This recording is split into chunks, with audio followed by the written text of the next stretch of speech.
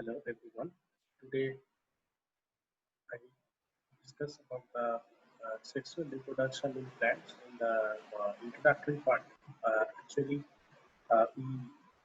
just discuss about the structure of flower, and we know what is flower. Flower is a reproductive part that responsible for the reproduction of plant, and this organ is the essential part of plant, and these are the modification of the shoot. That means after the germination of seed, the part of shoot part, that is the leaf, is modified to a special organ which is known as flower, and these flowers are mainly borne on a short or long stalk, which is known as pedicel, and this pedicel has an upper swollen region, which is known as receptacle. If you see, this is the receptacle, and this one is the pedicel. That means the pedicel responsible for the attachment of flower with stem, and the receptacle on which the different parts of flower present. Different parts mean sepal, petal, stamen, and pistil. These are the main part, although there are some apicalyx which is present below the calyx. This is known as apicalyx. Let's come to the structure of flower. There are different types of leaves.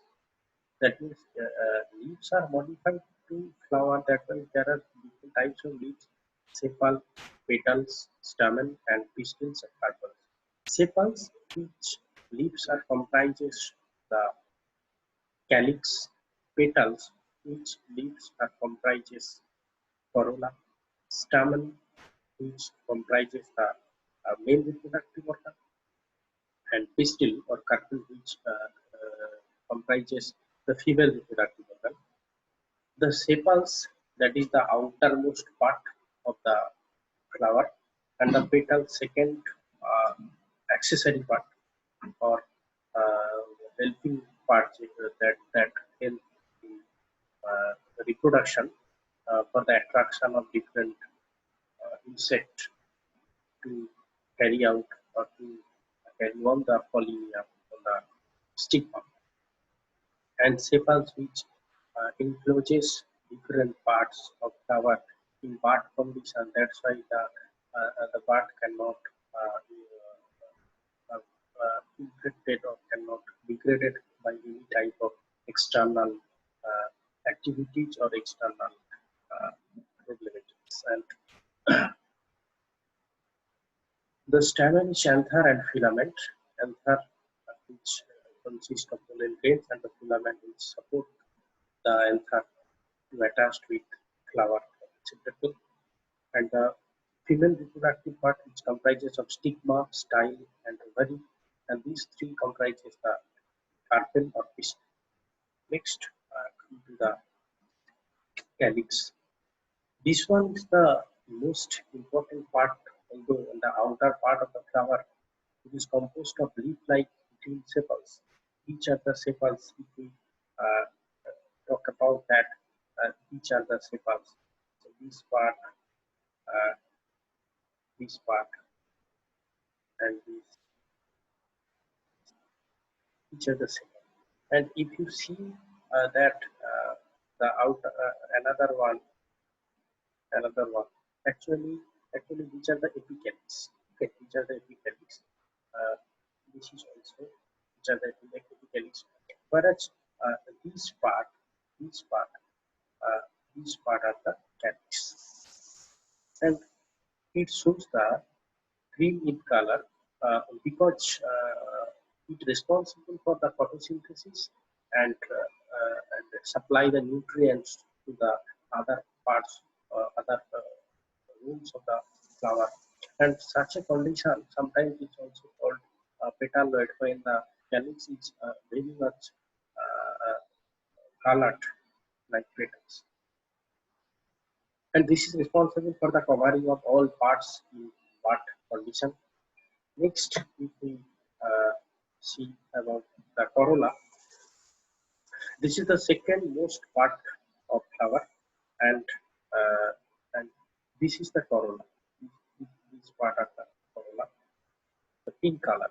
This is the corolla, and these are very much brightly colored because which are responsible for the attraction of different insects that can help the pollination. And these petals sometimes united or sometimes free. Suppose it is five in number, and if it's united, then it shows that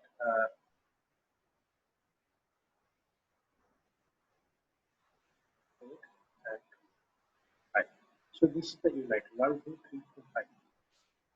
Whereas free, then it present like that. Different orientation, present different orientation. But the main part of the different petals are not connected with each other. And the corolla, that means the second most part of the flower responsible for the attraction of different insect that can facilitate the pollination, which also in turn is responsible for the reproduction. Next, come to the Androecium. That is the main essential reproductive part of the flower. There are mainly two parts. One is the anther. This one is the anther, and another one is the filament part. Filament part. So each anther and filament comprises of stamen or androecium. Each from the stamen.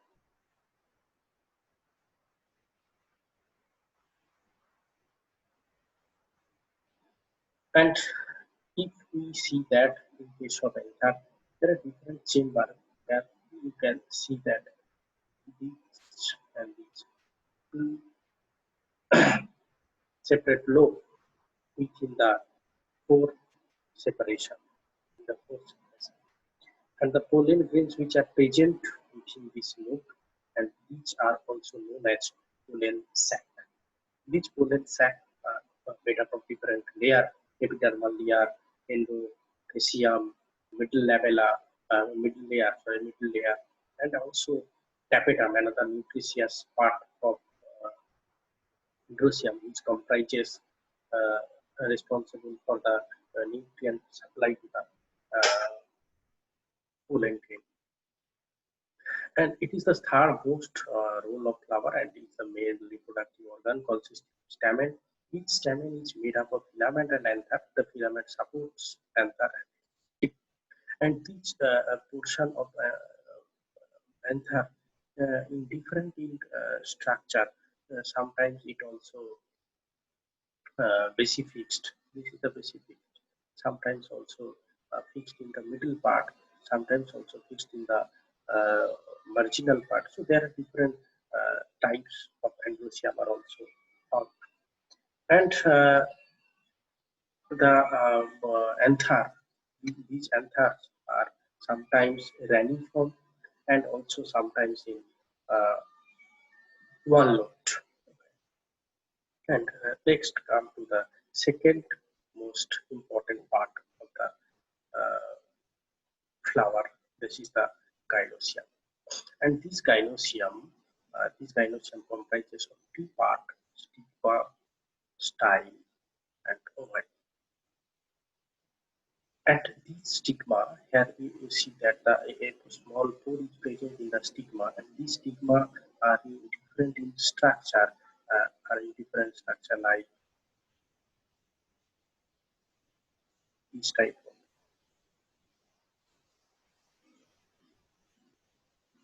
this type,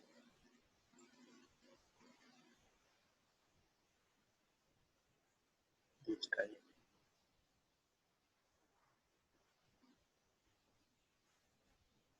this type. There are different structure. It is also another type of. There are different type of structural modification or structural addition in the stigma, which are responsible for the receipt of pollen grain. And this pollen after any crumb of any pollen grain, this pollen suppose this one is a pollen grain, send its pollen tube through the style and reach to the ovarian region. And this ovary actually comprises of this ovary, which set up like that.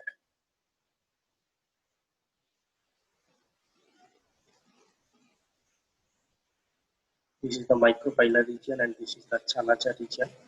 And there are different cells are present.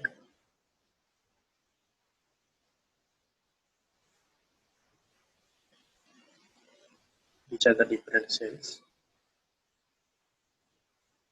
These are the synergids. This is the egg, the definite nucleus, and these are the antennatal cell.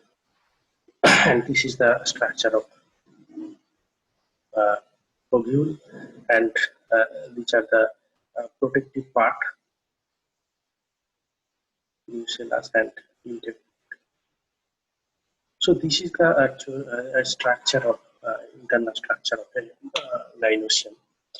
And if you see that, which are the ovules which attach to the central part, and a small part, if we see that a small part is also present.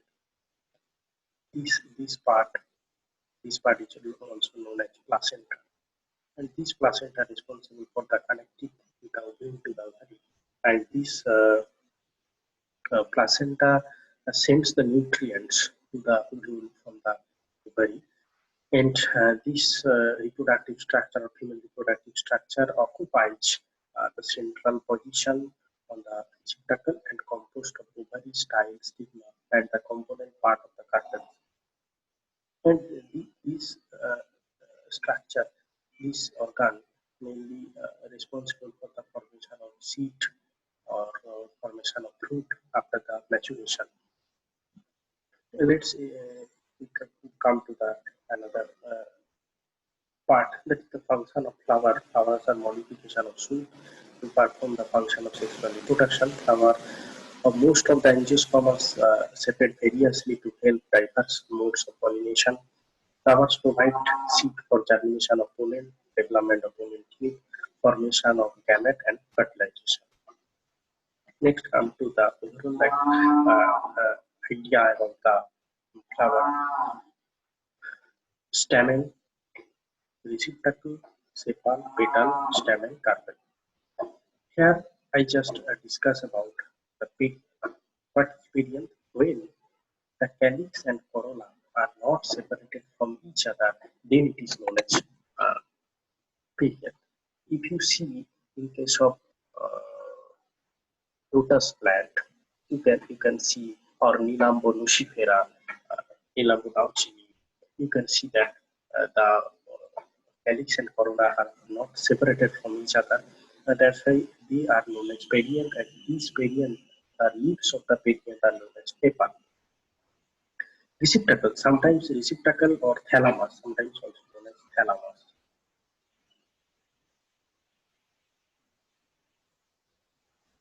Thalamus sometimes also used as fruit, as we know that the apple, this is also thalamus. And the stigma, stamen, filament, anther, stigma, style, ovary. In case of primitive stamen, there is a connective in between the stamen. Let's come to the flower type. One is the hypogynous and perigynous. This one is the hypogynous, this one is the perigynous, and the epigynous. We know that what is hypogynous. Hypogynous means when all the floral parts, that means calyx, corolla, and androecium, which are present below the ovary, or below the gynoecium, are known as hypogynous flower. Okay. Next, perigynous. Peri means intermediate. That means the calyx, corolla, androecium, and the gynoecium, which are present near about parallelly, or some part of the gynoecium present below the rows, that means calyx, corolla, and androecium. So these are known as perigynous. Next is the epigynous. Epi means upper region. When the calyx, corolla, and androecium, which are present at the upper region, upper side of the ovary or female reproductive organ, which are known as epigynous flower. That means if we see that the part of the gynoecium, that is style, stigma, ovary, these are completely surrounded by the receptacle, and these receptacle also cup-shaped structure. If you see the epigynous flower in case of Eucarpita maximum, if you see perigynous in case of Roja sinensis, if you see uh, Hibiscus Roja sinensis, that is tuberose, uh, uh, datura, these are hypokynous. That is hypokynous, tuberose or Hibiscus Roja sinensis, datura. Perigynous, Pisum sativum, Roach, Roja sinensis, and clitoria, clitoria, and epigynous, which is also found in case of Cucurbita, Polyanthus, Helianthus, which are the epigynous. This is the primitive carpel, stigmatic carpel. This is the specialized carpel, present a carpel, sigma style ovary. Primitive stamen, like that, and specialized stamen, and and filament. Next, come to the apogynous apocarpus and syncarpus. Apo means when a body comprises of different uh, carpels, then the bigger lips like this is the apocarpus. When syncarpus, the ovary are fused with each other. This is the syncarpus. And the cross section of the anther, I just told about this cross section of the anther. Uh, the part which is the epidermal part, next is the endothelium, middle layer, and tapetum. With all these part, there is a this is the pollen grain, and this is the pollen sac, and this is the pollen grain.